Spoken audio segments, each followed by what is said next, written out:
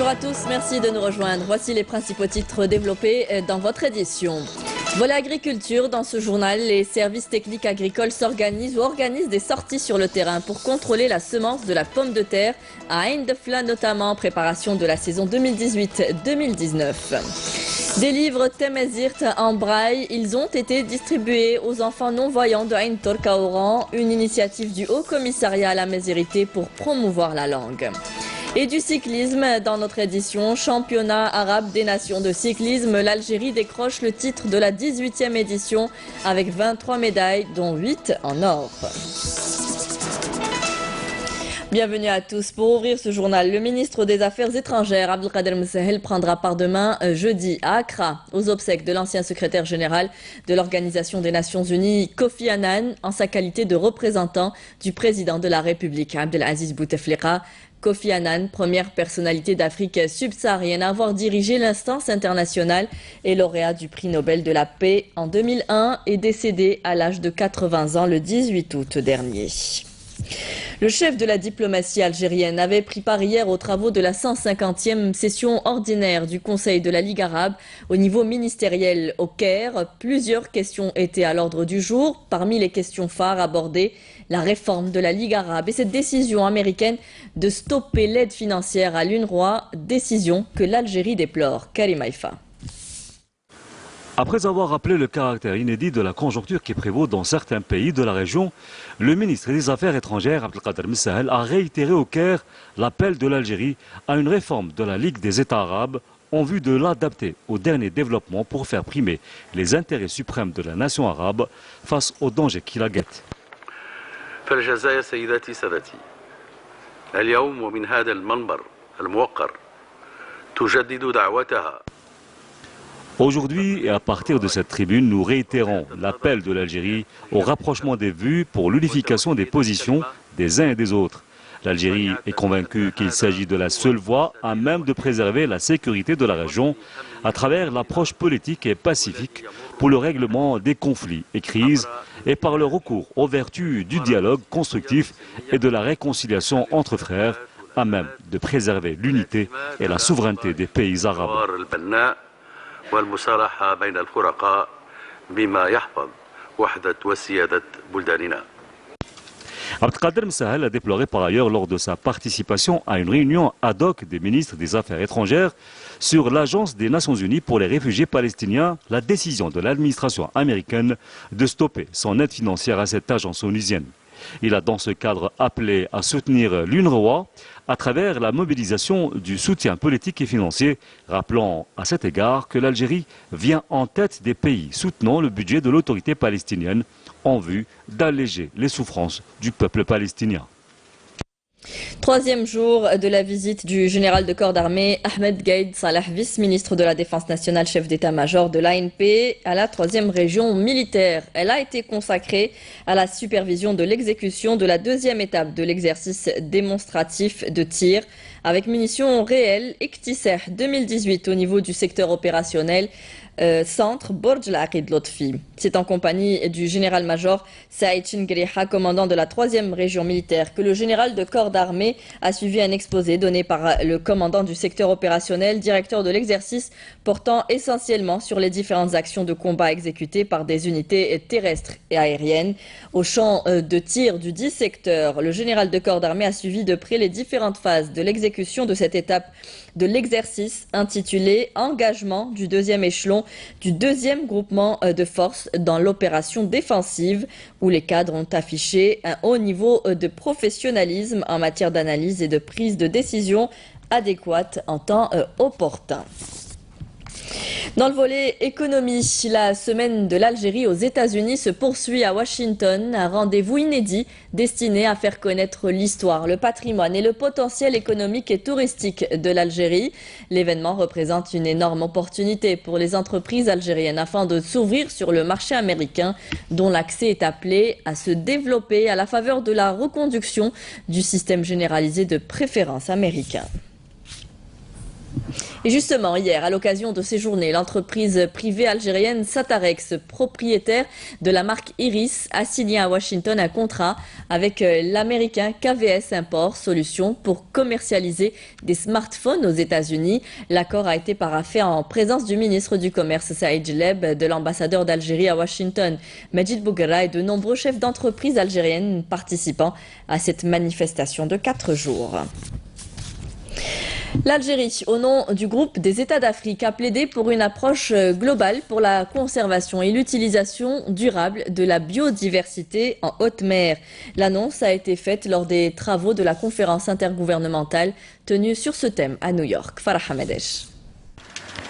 Un nouvel aménagement institutionnel proposé par l'Algérie au nom du groupe des États d'Afrique a reçu le soutien de plusieurs participants aux travaux de la conférence intergouvernementale sur la conservation et l'utilisation durable de la biodiversité marine en haute mer.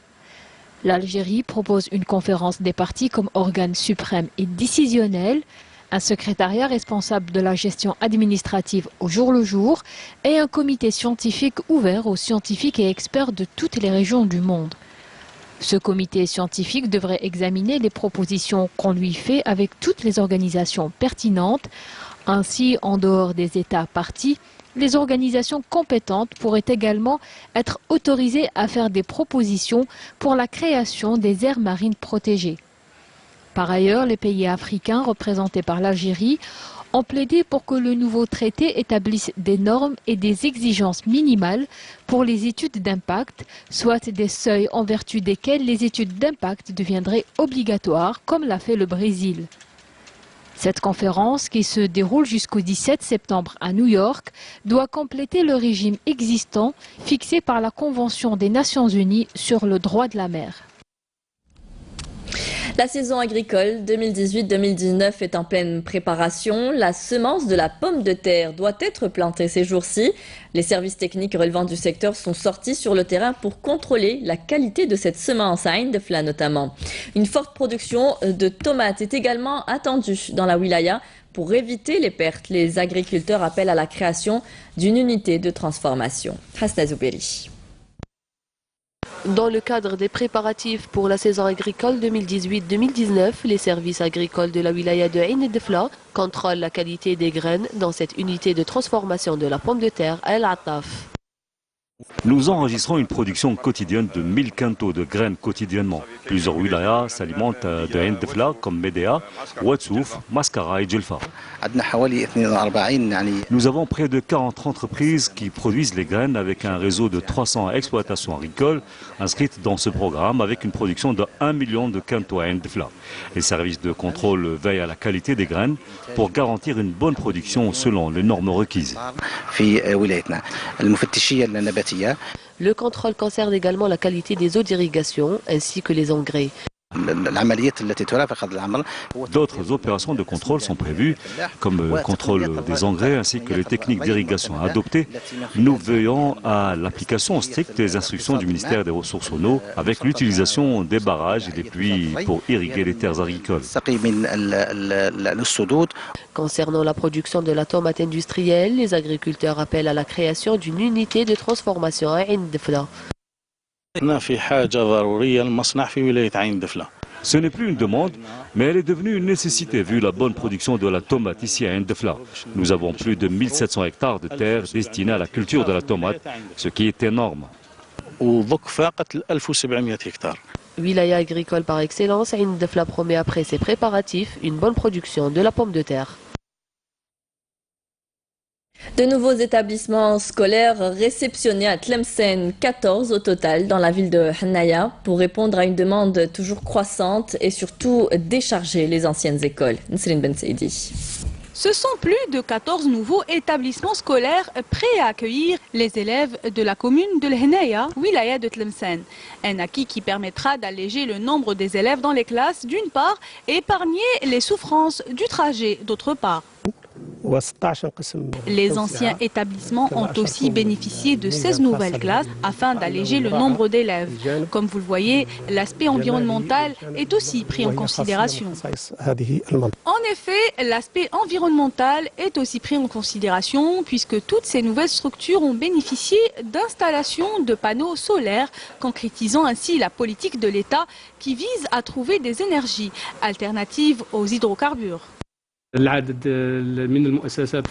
wilaya a bénéficié d'un nombre important d'établissements. Ces infrastructures permettront de soulager les classes qui étaient au nombre de 40 élèves par classe. Ils pourront désormais être scolarisés dans de meilleures conditions. Le livre scolaire n'est pas en reste car cette année, tous les établissements scolaires du territoire national ont assuré un taux de distribution estimé à 100%. La wilaya a assuré la distribution du manuel scolaire pour tous les établissements scolaires et pour tous les cycles. Il y a même un surplus dans ce centre. Toutes les conditions sont réunies afin de garantir une bonne rentrée scolaire 2018-2019, notamment avec l'ouverture de nouveaux établissements en demi-pension. Des livres en langue tamazight disponibles en braille, une initiative du Haut Commissariat à l'amazirité pour promouvoir l'enseignement de cette langue. Nous allons voir un exemple dans cette école pour non-voyants à Ain Tork dans la wilaya d'Oran. C'est d'ailleurs toujours dans cette optique de promotion et de généralisation de l'enseignement de la langue amazigh que 5 nouvelles classes seront ouvertes à Oran cette année. Bouchabouali. Ce petit garçon a entre les mains la première édition du guide de la langue tamazight en braille. Dans cette école pour non-voyants, située dans la commune de Ain Tork à Oran, les élèves tentent de se familiariser avec ce nouveau manuel distribué par le Haut Commissariat à l'amazirité en vue de promouvoir cette langue. Cet effort est l'initiative du Haut Commissariat à l'amazirité en coordination avec l'association NESA et la participation également du ministère de la Solidarité nationale, de la famille et de la condition de la femme. Nous avons voulu accompagner ces élèves avec des documents pédagogiques référentiels pour promouvoir tamazight. Justement, pour promouvoir tamazight, il est question de généraliser son enseignement à travers l'ouverture de nouvelles classes. À Oran, par exemple, 5 nouvelles classes ouvriront dans différents établissements où le tamazight sera dispensé. À Oran, l'expérience est réussie. L'année dernière, nous avons encadré 5 classes. Comme la demande est importante, nous avons décidé de la reconduire et d'élargir son enseignement. Toujours dans la perspective de promouvoir tamazight, le Haut Commissaire à l'amazirité a dévoilé au cours d'une conférence de presse les séances thématiques au menu du prochain colloque international sur Sifax, prévu du 22 au 24 septembre à Ain Temouchent. Dans le cadre de la lutte antiterroriste, 2 terroristes se sont rendus hier aux autorités militaires à Tamanrasset dans la 6e région militaire. Il s'agit en l'occurrence des dénommés Sebak Abdellahdi Abou Nasser qui avait rallié les groupes terroristes en 2010 et Khdaïch Lahsen dit Abou Qasim qui avait rallié les groupes terroristes en 2013. Les 10 terroristes étaient en possession de 2 pistolets mitrailleurs de type Kalachnikov et de 2 chargeurs garnis de munitions, selon un communiqué du ministère de la Défense nationale.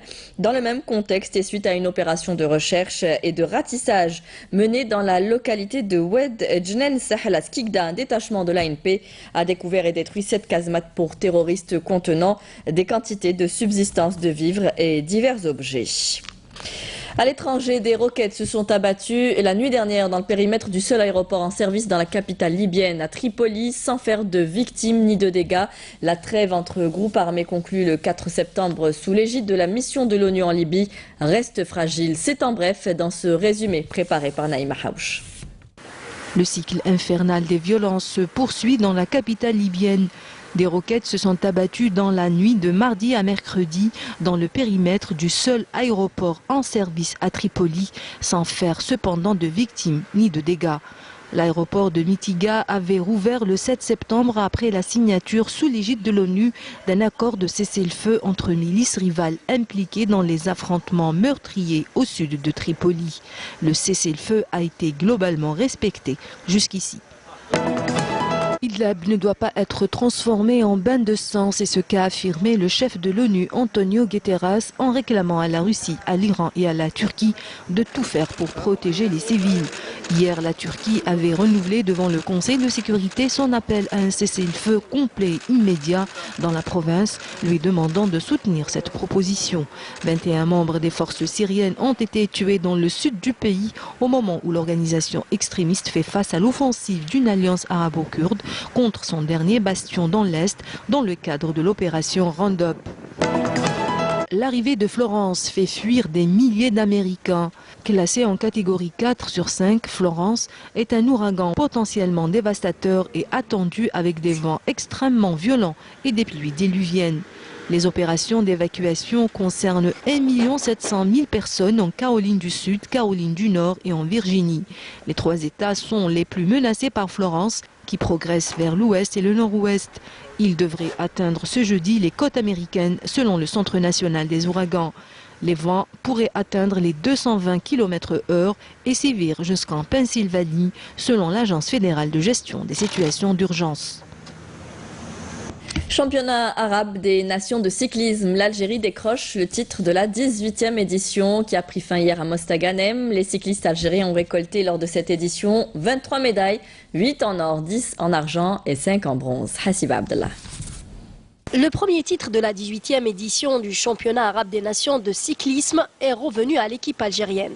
Cette dernière a décroché 23 médailles, dont 8 en or, 10 en argent et 5 en bronze.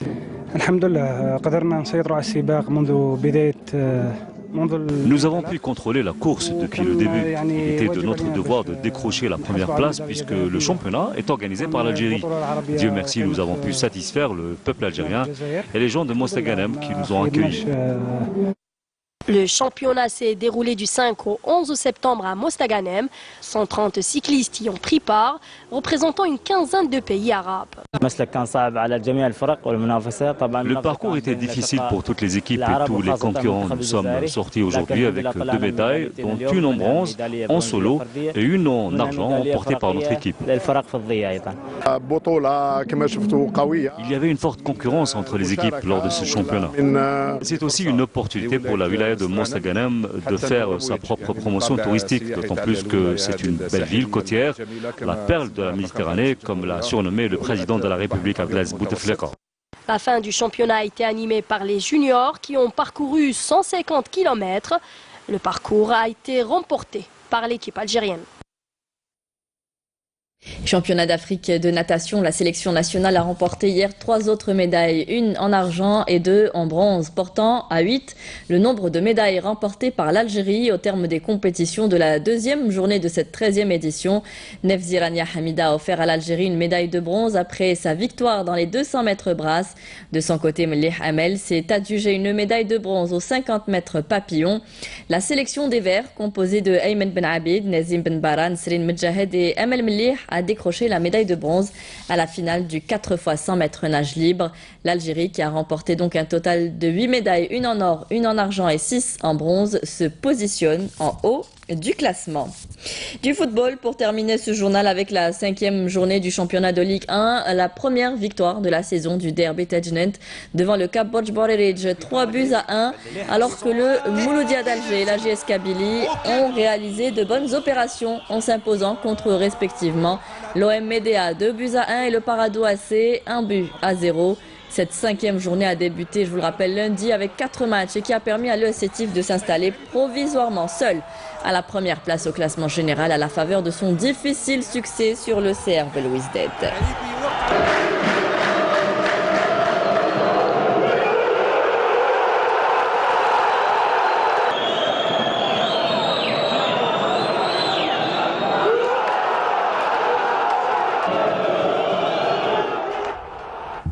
C'est la fin de ce journal. Merci à vous tous de nous avoir suivis. Vous pouvez revoir tous nos programmes sur Facebook et YouTube. Les adresses s'affichent en bas de votre écran.